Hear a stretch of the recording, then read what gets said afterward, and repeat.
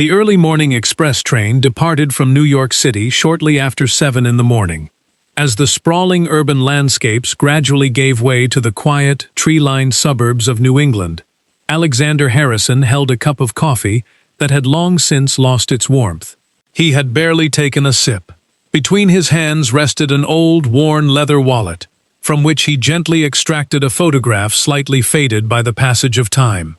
In the picture, Ivy smiled radiantly under the golden light of an autumn sunset in Cambridge, Massachusetts. Beside her, a 6-year-old girl hugged a heavy textbook with the exact same boundless enthusiasm that other children usually reserved for a brand-new toy. That little girl was Lucy. A soft, melancholic smile appeared on Alexander's face as he traced the edges of the image. He whispered into the quiet carriage, wishing she could see what their daughter had become.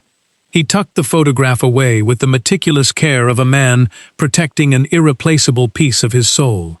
He wore a dark navy blazer, devoid of any flashy designer logos, a crisp white shirt, and a pair of well-polished but modest shoes. Anyone sharing the train car with him would have simply assumed he was just another ordinary commuter traveling up the coast for a routine business meeting. And that was exactly how he preferred to travel through the world. Devastating personal losses had taught him that absolutely nothing in this life was eternal. First, he had to bid a painful farewell to his older brother Michael, and years later, he had to bury his beloved Ivy. Since those dark days, he understood with absolute clarity that the greatest inheritance he could ever leave his daughter was not his massive corporate fortune, but rather the freedom and opportunity to build her own unique path. At that exact same hour, the resonant chime of historic bells broke the peaceful morning silence of a university dormitory in Cambridge, Massachusetts.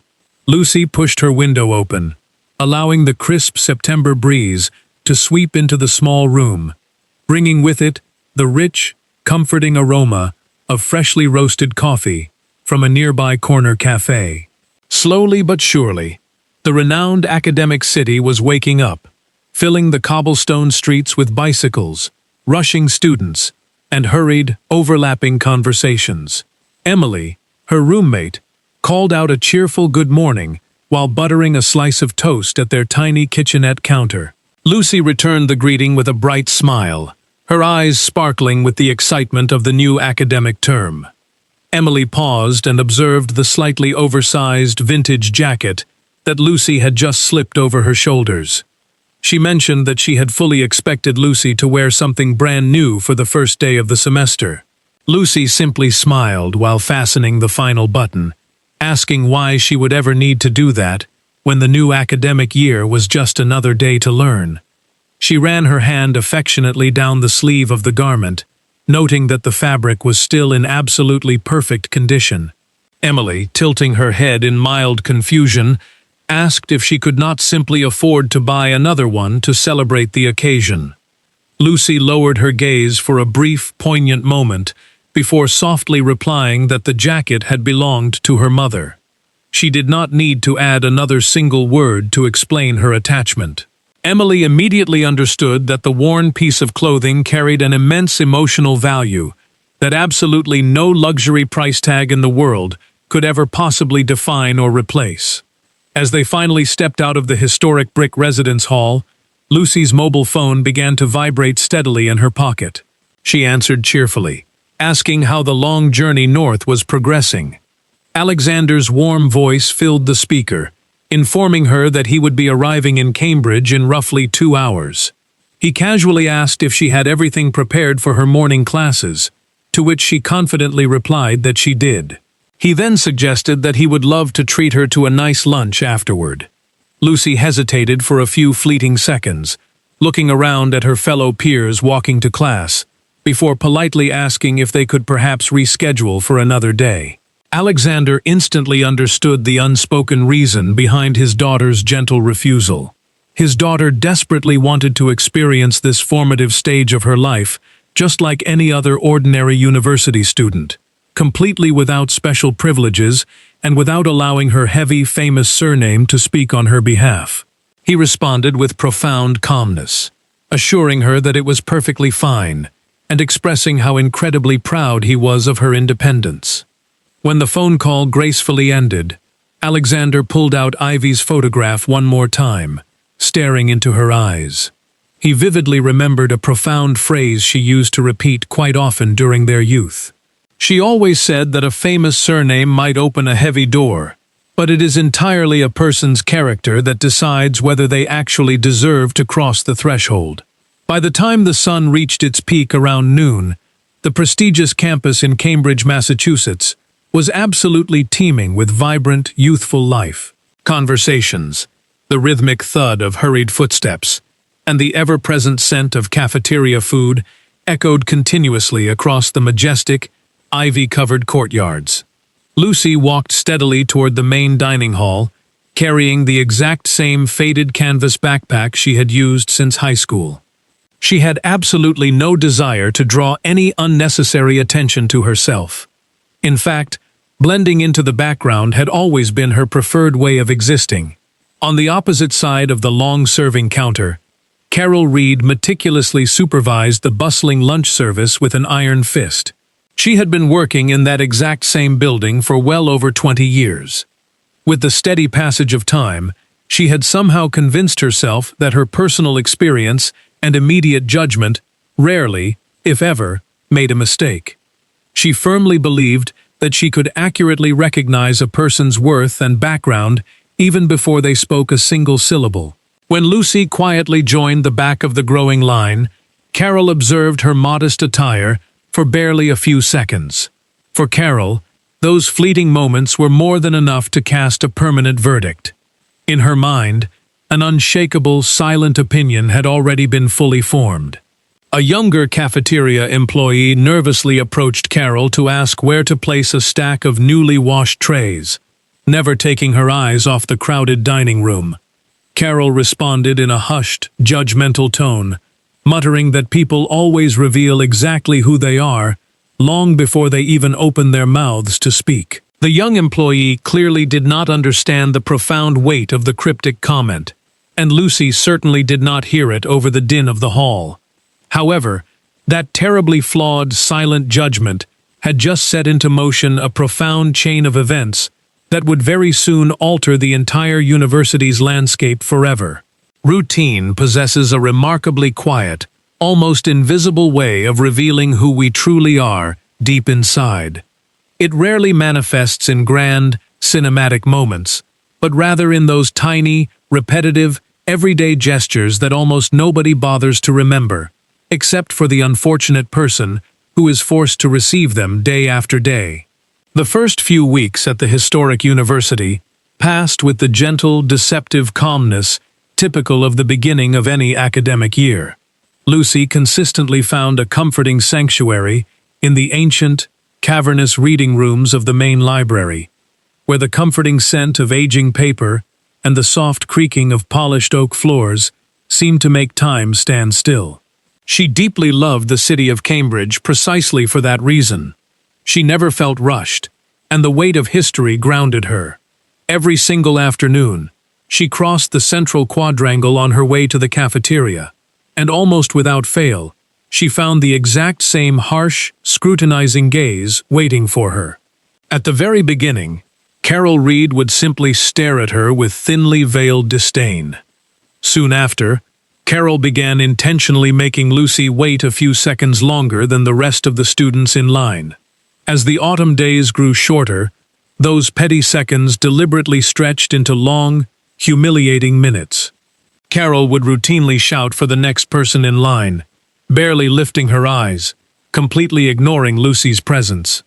Lucy would wait in absolute, dignified silence, while other students, who had arrived long after her, received their warm meals first.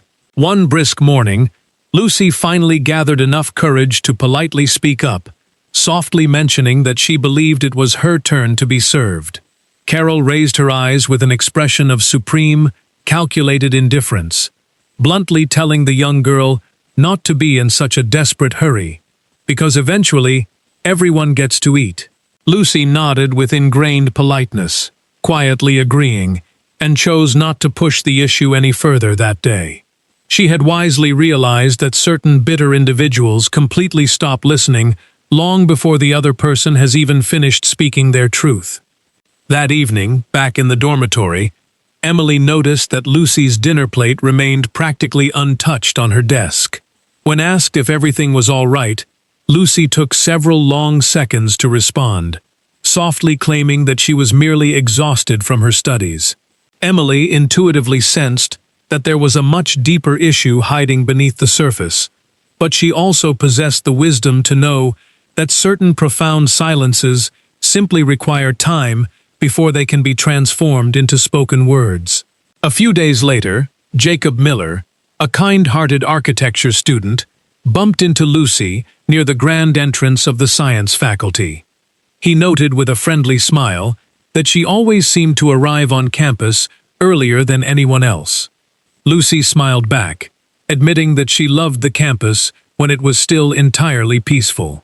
Jacob laughed, confessing that he had genuinely believed he was the only person who enjoyed listening to the morning bells before the chaotic noise of classes began.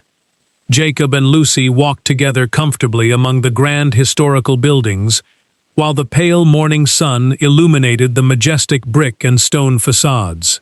Without either of them consciously planning it, those quiet morning strolls quickly transformed into a cherished daily custom.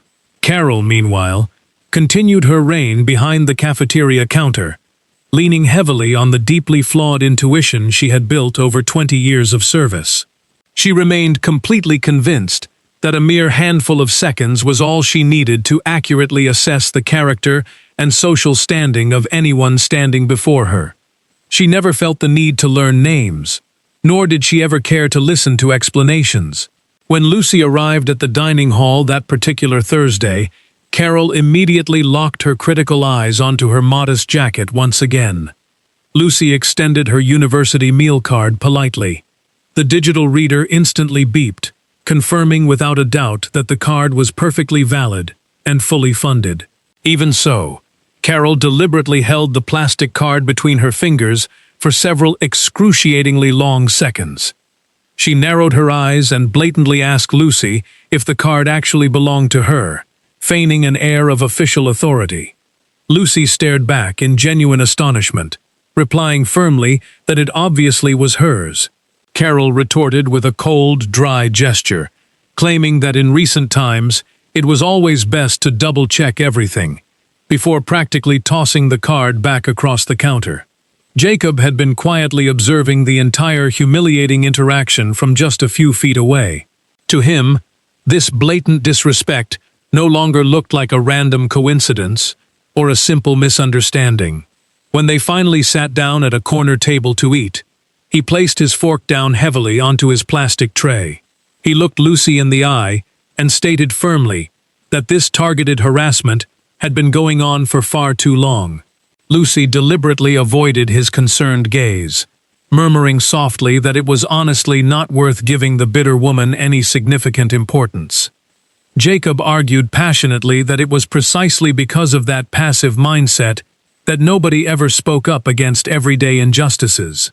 She maintained a heavy silence, not because she believed Jacob was incorrect, but rather because she was deeply terrified that a formal complaint would instantly expose her as the privileged daughter of Alexander Harrison.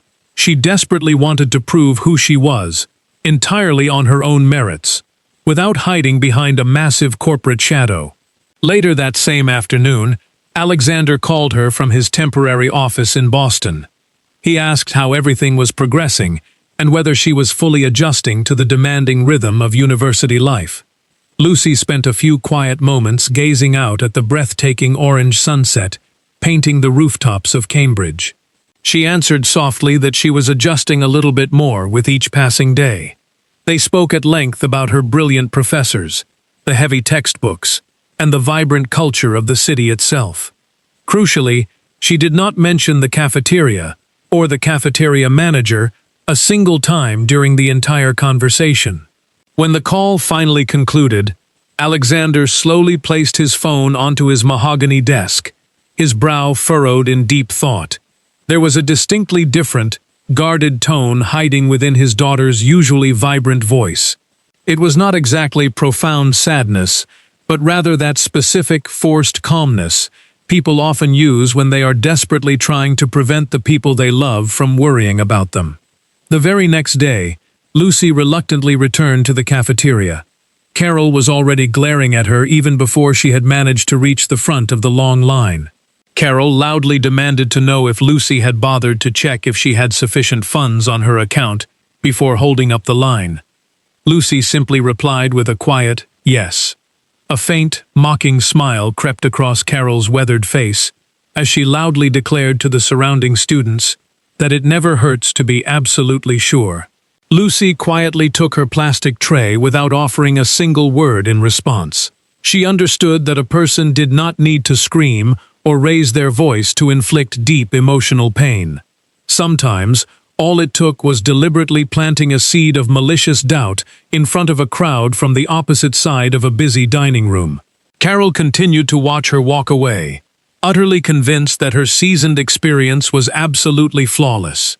She remained blissfully unaware that her arrogant certainty was rapidly steering her toward the single greatest professional catastrophe of her entire life. Certain choices always appear entirely insignificant at the exact moment they are made, yet they ultimately end up violently altering the trajectories of countless lives. On that crisp morning in late October, Alexander Harrison arrived in Cambridge, entirely convinced that his only significant task was to finalize a massive philanthropic agreement with the university board. He was completely unaware that before the sun set, the multi-million-dollar legal document secured inside his briefcase would become the absolute least important thing he had brought with him. The New England sky was a brilliant, cloudless blue. The first vibrant yellow and orange autumn leaves carpeted the quiet corners of the historic campus square, while the university hummed with its usual energetic rhythm of academic debates, rattling bicycles, and the comforting scent of morning coffee. Shortly before 9 in the morning, Alexander confidently walked through the grand entrance of the main administration building.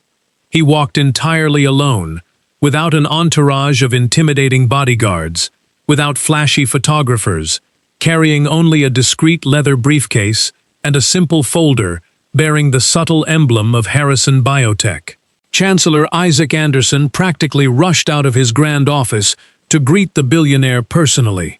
He extended a warm, eager hand, welcoming Mr. Harrison back to Cambridge and declaring it an absolute honor to host him once again.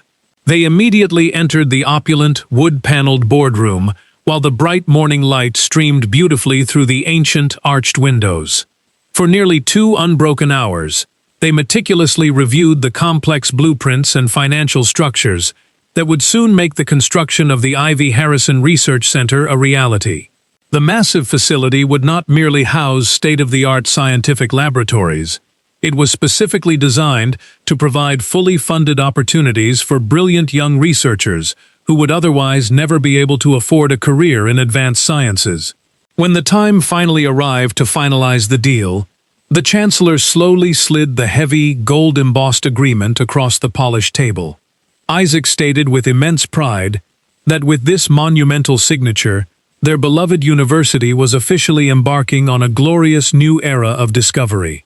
Alexander picked up a simple pen, signed the documents without any pomp or ceremony, and gently closed the leather folder. He spoke with a profound, grounded serenity, noting that while scientific research undoubtedly changes the future of an entire nation, true education changes the soul of an individual person. Nobody in the lavish room offered a response. There was absolutely no need to. Everyone present deeply understood and respected the profound, underlying meaning of his quiet words. As the successful meeting formally concluded, the eager University Council practically begged to host a lavish, private luncheon in his honor. They insisted that it would be a tremendous privilege to celebrate the historic moment with him. Alexander graciously thanked them for their incredibly generous offer. He paused for a few thoughtful seconds before politely declining, explaining that he already had a very important prior commitment. The Chancellor smiled knowingly, jokingly asking if it was a meeting with a high-ranking government official. Alexander shook his head with a gentle, discreet smile, softly clarifying that his highly important meeting was simply lunch with his daughter. Warm, appreciative laughter echoed throughout the grand boardroom. One of the senior professors murmured in agreement, stating that there are certainly some personal commitments that absolutely no professional title or sum of money can ever supersede. Alexander simply nodded in silent agreement. He could not possibly have agreed more. Meanwhile, completely unaware of the morning's high-level events, Lucy was just finishing a grueling molecular biology laboratory session. As she stepped out of the modern science building, Jacob quickly caught up with her on the wide concrete stairs. He casually suggested they hit the library immediately after grabbing some lunch. He joked that she was starting to navigate the complex, winding corridors of the historic campus much better than he ever could. Lucy laughed softly, admitting that she still found herself getting terribly lost on a regular basis. Jacob grinned, pointing out that getting lost simply meant that Cambridge still held a few wonderful mysteries for her to uncover. They walked side by side toward the bustling cafeteria, crossing the vibrant central courtyard together. All around them, stressed students were loudly discussing upcoming midterms, weekend sporting events, and chaotic social plans. Everything about the day appeared utterly, blissfully normal. And precisely because of that perfect, mundane normalcy, absolutely nobody could have possibly imagined the intense drama that was about to unfold. Behind the stainless steel serving counter, Carol Reed was fiercely directing the lunch rush with her usual authoritarian confidence, trusting her flawed judgment more than ever. After politely bidding farewell to the Chancellor, Alexander explicitly rejected the luxury black car that the university had arranged to wait for him outside the administration building. He much preferred to stretch his legs and walk. He genuinely loved absorbing the energetic buzz of the campus, feeling the uneven historic brick pathways beneath his shoes, and listening to the blending of youthful conversations with the distant, rhythmic chiming of the university bells. For a few nostalgic seconds, he vividly recalled Ivy once telling him that great universities do not merely teach students how to work, they fundamentally teach them entirely new ways to look at the world. He pulled his phone from his pocket, briefly considering sending Lucy a quick text message to announce his arrival, but then he slid it back into his blazer. He desperately wanted to surprise her. He could already picture the bright, genuine smile that would light up her face the moment she saw him casually standing in the middle of her everyday cafeteria. The dining hall was packed tightly with hungry students. The long serving line inched forward at an agonizingly slow pace. Lucy patiently grabbed a plastic tray and stood quietly, waiting for her turn. When she finally reached the front of the designated counter, Carol Reed slowly raised her head. The cafeteria manager deliberately did not extend her hand to process the meal card. Instead, she spent an uncomfortable amount of time glaring intensely at the young girl's modest clothing, and only after that did she finally lock eyes with her. The chaotic murmuring of the crowded dining hall continued unabated all around them. However, Jacob, standing right behind Lucy, instantly recognized the aggressive shift in Carol's body language. He had seen this exact same hostile prelude too many times before. Lucy took a deep, steadying breath, trying her absolute best to maintain her quiet composure. Suddenly, Carol planted both of her heavy hands firmly onto the stainless steel counter, leaning forward aggressively. Her harsh voice rang out loud enough to cause several nearby groups of students to abruptly stop their conversations. She demanded, with deliberate malice, to know if Lucy was absolutely certain she was standing in the correct line. At that exact, highly charged moment, the heavy wooden main doors of the cafeteria swung wide open. Alexander Harrison casually walked into the massive room. Initially, absolutely nobody noticed the quiet, unassuming older gentleman entering the space, but he clearly heard the cafeteria workers' incredibly disrespectful question ringing through the air. Without yet realizing the full scope of the situation, he had just witnessed the explosive inciting incident that would permanently alter his daughter's university experience. Sometimes, a single, incredibly arrogant sentence is more than enough to completely shatter the false reality a person has spent decades building. The cafeteria remained tense as Carol kept her piercing gaze locked entirely on Lucy. She repeated her demeaning question, asking if Lucy was truly sure she belonged there. For a few agonizingly long seconds, the immediate vicinity fell into a stunned silence. Lucy gripped her plastic card tightly, her knuckles turning white, and replied firmly that she was a student and had been eating there since the semester began. Carol did not even make a slight motion to take the card from her trembling hand. She stared at Lucy, as if trying to validate a deeply prejudiced assumption she had made months ago. Carol loudly proclaimed that certain people should probably seek out charity services instead of selfishly taking up space meant for those who genuinely belong at such a prestigious institution. The ambient noise in the dining hall completely evaporated. Dozens of students simultaneously turned their heads in absolute shock. Jacob aggressively stepped forward, loudly defending Lucy by stating that everyone knew her and that she was a brilliant student. Carol dismissed him with a furious wave of her hand, snapping that she was absolutely not speaking to him.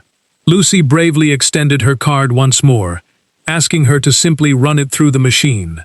This time, Carol snatched it angrily and swiped it. A cheerful electronic beep echoed loudly in the quiet room, clearly indicating the card was perfectly valid. Yet, Carol stubbornly refused to hand over the food, crossing her arms and stating coldly that machines frequently make errors. Lucy breathed out slowly, stating that she simply did not understand what the problem was. Carol leaned in close, declaring maliciously that the real problem was that she had worked there for 20 years and she knew exactly when a person did not fit in. The cruel words hung heavily over the silent room. Jacob could no longer hold his tongue, shouting that she was being incredibly abusive and unfair. Carol snapped back that if they disliked her rules, they were more than welcome to starve somewhere else. Right at that explosive moment, a deeply calm, resonant voice echoed from behind them, politely asking for an excuse to intervene. Every single person in the vicinity turned around in unison. An older man with distinguished gray hair, wearing a simple navy blazer and holding a modest leather briefcase, calmly stepped up to the tense counter. It was Alexander Harrison. Lucy felt her heart leap into her throat as she whispered the word, "Dad." Alexander offered his daughter a wonderfully warm, reassuring smile, gently saying hello, before turning his intense, unwavering gaze entirely upon Carol. He politely requested that she explain exactly what was causing such a massive disturbance. Carol looked the older man up and down with obvious disdain. She did not see an expensive luxury watch, she saw absolutely no security detail, and she noticed nothing that screamed wealth or power. To her blinded eyes, he was just another ordinary, bothersome parent trying to interfere. She rudely snapped that the situation was absolutely none of his business. Alexander maintained his flawless composure, stating simply that his daughter merely wished to eat her lunch. Carol barked back that the girl would just have to wait. When Alexander calmly asked for a logical reason, Carol arrogantly crossed her arms, declaring loudly that she was the one who made the rules in that building. Alexander remained completely silent for a few intense seconds, before suggesting that if there was a misunderstanding, they could surely resolve it like civilized adults. Carol sneered, telling him she did not need a random stranger dictating how to do her job. Lucy gently pulled at her father's sleeve, whispering desperately that it was fine and they should just leave. But Alexander, with decades of experience reading people, recognized something profoundly painful, hidden beneath his daughter's plea. It was not fear he saw, it was the bone-deep exhaustion of someone who had been enduring this exact same toxic treatment for far too long. He looked at Lucy with endless compassion, realizing instantly that this was not a new problem, but merely the breaking point of a long-standing abuse. Carol slammed her hand on the counter, officially ordering Alexander to leave the serving area immediately, escalating her tone to a threatening shout. Dozens of students immediately pulled out their smartphones, the room dead silent except for the faint clicking of recording cameras. Jacob exchanged a highly nervous glance with a nearby classmate, whispering that this was about to end in an absolute disaster. Carol took a menacing step forward, screaming that if he did not walk away immediately, she would call campus security to have him forcibly removed. Alexander simply nodded his head with eerie calmness, telling her that she was perfectly within her rights to do so. That unexpectedly polite response completely threw Carol off balance. She had fully expected a screaming match, but the man's unshakable serenity deeply unsettled her. A few tense minutes later, two uniformed campus security officers pushed through the crowd. Officer Mary Smith was the very first to step forward, demanding loudly to know what was causing the massive holdup. Before Alexander could even open his mouth, Carol frantically pointed her finger, falsely claiming that the man was violently disrupting the cafeteria and aggressively refusing to follow basic staff instructions. Mary carefully evaluated Alexander, who stood completely still, his hands resting easily on his briefcase, radiating an aura of absolute peace and authority. Finding zero signs of aggression, the officer sighed and respectfully asked the gentleman for his name. Alexander was just taking a breath to reply, when the main doors of the dining hall burst open yet again. A group of highly distressed university officials practically ran into the room. Leading the frantic pack was Chancellor Isaac Anderson, who had been desperately searching the campus to escort his VIP guest to their next scheduled event. Initially, the Chancellor could not process the bizarre scene unfolding before him. But it only took one horrifying second for him to spot the billionaire philanthropist completely surrounded by security guards, agitated students, and a screaming cafeteria worker. In that terrifying instant, Isaac realized that an utterly catastrophic mistake had just occurred. He rushed forward, his face pale with panic, loudly asking Mr. Harrison if he was all right. Alexander replied calmly that he was perfectly fine, but noted dryly that this institution clearly employed people who were deeply unwell. Isaac whipped his head around, glaring furiously at Carol, and demanded an immediate explanation. Carol confidently repeated her lie, claiming the man was just an unruly parent causing a massive scene. The Chancellor stared at her in utter disbelief, his voice trembling with a mixture of rage and terror. He asked the arrogant woman if she had absolutely any idea who she was insulting. Carol smirked, brushing him off. Isaac's voice boomed across the silent cafeteria, echoing off the high ceilings, as he officially introduced the man as Mr. Alexander Harrison, CEO of Harrison Biotech, and the sole benefactor of the brand new $18 million research center. The entire cafeteria froze. Phones continued to record as the color violently drained from Carol's face. She looked back at Alexander, finally seeing the terrifying power hidden beneath his quiet demeanor.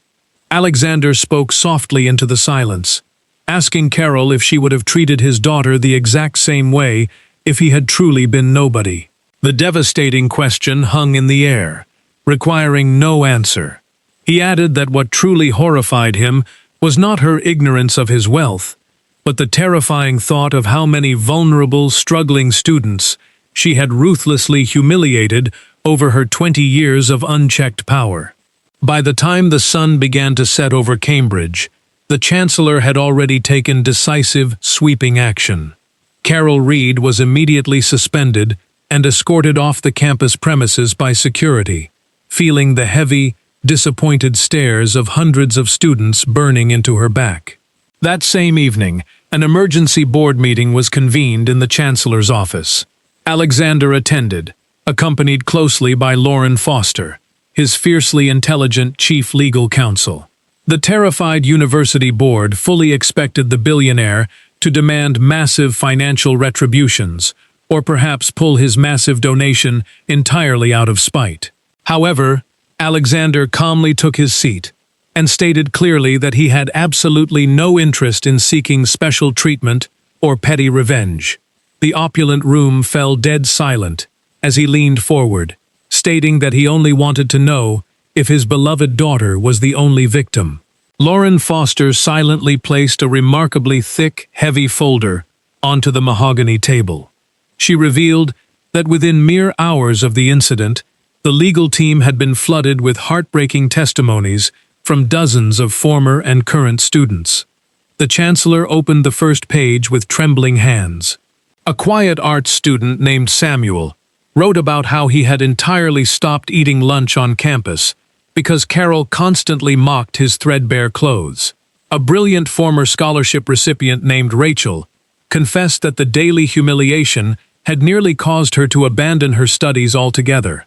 There were dozens more just like them, painting a horrifying picture of unchecked systemic bullying. Isaac closed the folder slowly, deeply ashamed, realizing that the cancer had been growing in his institution for decades, and they had simply chosen to look the other way. Meanwhile, the dramatic video secretly recorded by Jacob was rapidly spreading across the internet like wildfire. It did not showcase violent screaming or dramatic physical altercations. Instead, it captured a profound masterclass in human dignity. It highlighted Lucy's heartbreaking patience, Alexander's unshakable, polite composure, Carol's ugly arrogance, and the breathtaking silence that fell when the absolute truth was finally revealed. Millions of people watched and shared the footage, not simply because a famous billionaire was involved, but because almost everyone alive has, at some point, felt the crushing weight of being unfairly judged by someone in power. Before finally leaving the beautiful Cambridge campus to return to New York, Alexander found Lucy sitting quietly on a secluded wooden bench beneath a massive oak tree. He sat down heavily beside her, the cool evening breeze rustling the autumn leaves above them. For many long minutes, neither father nor daughter felt the need to speak. It was Lucy who finally broke the comforting silence, whispering a tearful apology for never telling him the truth about the daily abuse. Alexander gently wrapped his arm around her shoulders, pulling her close. He softly kissed the top of her head, telling her with absolute certainty that she never had to apologize for trying to be brave.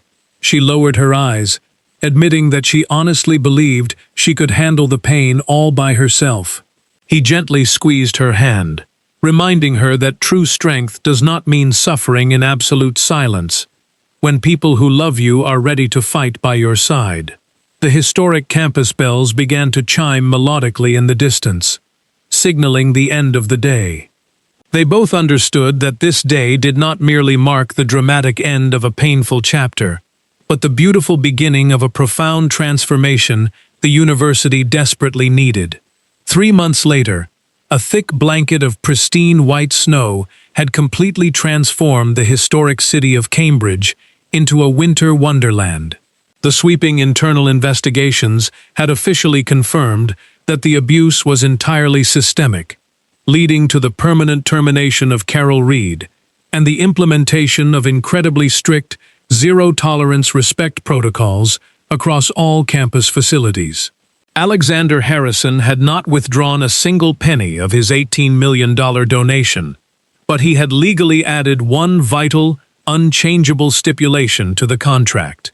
He demanded that the Ivy Harrison Center must forever stand as a reminder that human knowledge is completely worthless if we forget the basic dignity of the human soul. In the wake of the scandal, Lucy and Jacob passionately launched a massive student-led initiative called the Open Table Project.